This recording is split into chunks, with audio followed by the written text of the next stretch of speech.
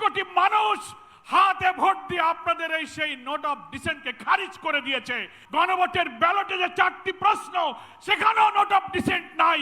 তার অর্থ হলো গণভোটের পুরা রায় আপনাকে মানতে হবে। আপনি ডাকুন, শপথ গ্রহণ করুন। আসসালামু আলাইকুম ওয়া রাহমাতুল্লাহি ওয়া বারাকাতুহু।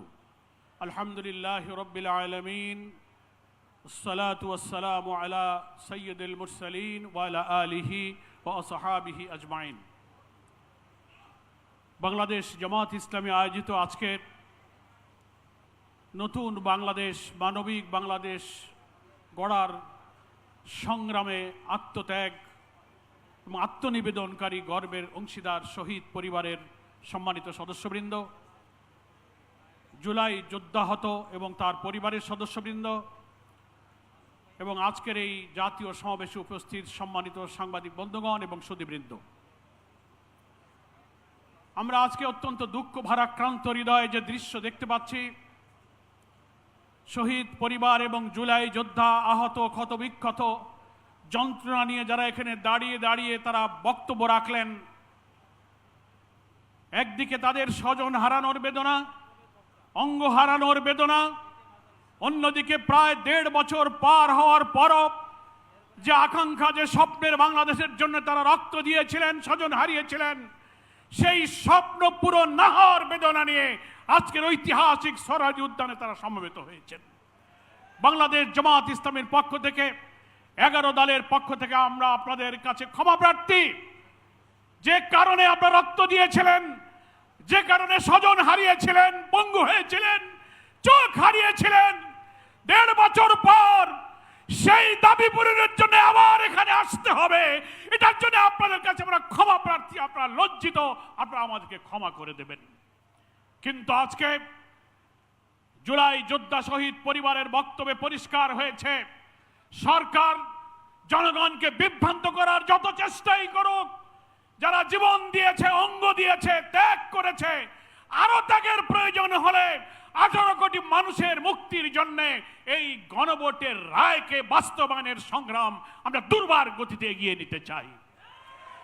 গণভোটের রায় অর্থ কি? গণভোটে যে রায় 5 কোটি মানুষ হাতে ভোট দিয়ে জয়যুক্ত করেছে, তার অর্থ হলো ঐক্যমত্য কমিশনে জুলাই সনদের 84টি বিষয়ে যারা একমত, 47টি সাংবিধানিক পরিবর্তনের ব্যাপারে হাতে ভোট দিয়ে তার পক্ষে ভোট দিয়েছে, এমনকি প্রধানমন্ত্রী হার পক্ষে যদি ভোট দিয়ে থাকেন, তিনিও এই গণভোটের রায় মানার পক্ষে হা বলেছেন।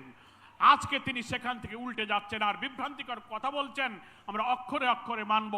তাই যদি মানেন, তাহলে কেন বলছেন নোট অফ ডিসেন্ট গুরুত্বপূর্ণ সাংবিধানিক 10টি ব্যাপারে আপনি আপত্তি করেছেন, যেখানে সমস্ত সাংবিধানিক পদ, প্রধানমন্ত্রী হলে তিনি দলের প্রধান থাকবেন না, কেয়ারটেকার সরকার পদ্ধতির ব্যাপারে একটি পয়েন্ট আপনি নোট অফ ডিসেন্ট দিয়েছেন, উচ্চ কক্ষে পিয়ারের ব্যাপারে নোট অফ ডিসেন্ট দিয়েছেন, চুক্তি এবং আন্তর্জাতিক সমস্ত চুক্তির ব্যাপারে 2 কক্ষে অনুমোদনের প্রশ্নে আপনারা ডিসেন্ট দিয়েছেন, আপনারা দুর্নীতি দমন কমিশন, পিএসসি, আপনি অডিটর জেনারেল, প্রধান বিচারপতি নিয়োগ, প্রত্যেকটি সাংবিধানিক পদ যা হলো এই সংস্কারের মূল কাঠামো, যেটা ঠিক না হলে এই রাষ্ট্র আবার ফ্যাসিবাদের দিকে ধাবিত হবে, সেখানে আপনারা না বলেছেন, অথচ জনগণকে আপনারা শুভঙ্করের ফাঁকি দিয়ে বলছেন আমরা মেনে নেব।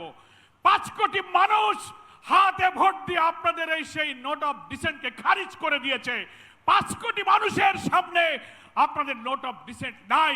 গণভোটের ব্যালটে যে 4টি প্রশ্ন, সেখানেও নোট অফ ডিসেন্ট নাই। তার অর্থ হলো গণভোটের পুরা রায় আপনাকে মানতে হবে। তাই জুলাই আহত শহীদরা আজকে চোখের পানি ফেলে 1.5 বছর পর কেন আপনি প্রধানমন্ত্রী আপনার কাছে এই আবেদন সে জানাবে।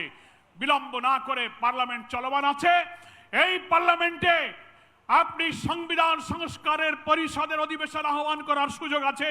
আপনি ডাকুন, শপথ গ্রহণ করুন এবং গণভোটের ফলাফল অনুযায়ী সংস্কারের প্রস্তাবকে মেনে নিয়ে সংবিধানের তফসিল অন্তর্ভুক্ত করুন।